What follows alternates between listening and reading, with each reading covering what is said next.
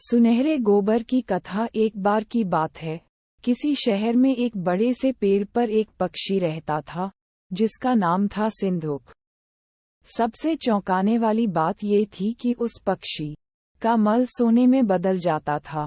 ये बात किसी को भी पता नहीं थी। एक बार उस पेड़ के नीचे से एक शिकारी गुजर रहा था।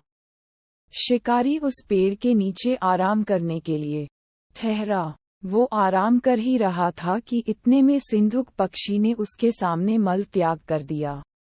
जैसे ही पक्षी का मल जमीन पर पड़ा, वो सोने में बदल गया।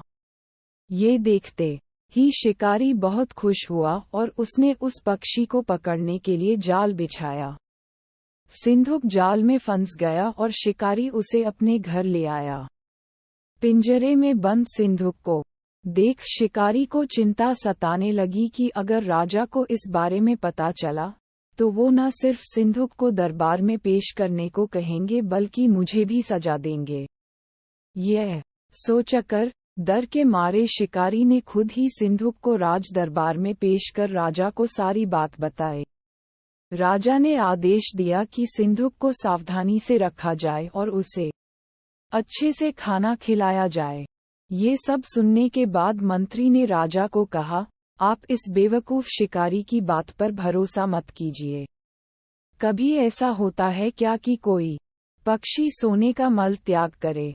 इसलिए अच्छा होगा कि इसे आजाद करने का आदेश दें। मंत्री की बात सुनकर राजा ने चिड़िया को आजाद करने का आदेश दिया। सिंधुक उड़ते उड़ते राजा के दरवाजे पर सोने का मल त्याग करके गया। ये देखते ही राजा ने मंत्रियों को उसे पकड़ने का आदेश दिया, लेकिन तब तक वो पक्षी उड़ चुका था। उड़ते उड़ते सिंधुक कह गया, मैं बेवकूफ था जो शिकारी के सामने मल त्याग किया। शिकारी बेवकूफ था जो मुझे राजा के पास ले गया।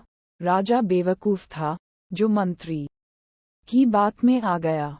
सभी बेवकूफ एक जगह ही हैं। कहानी से सीख कभी भी दूसरे की बातों में नहीं आना चाहिए और अपने दिमाग से काम लेना चाहिए।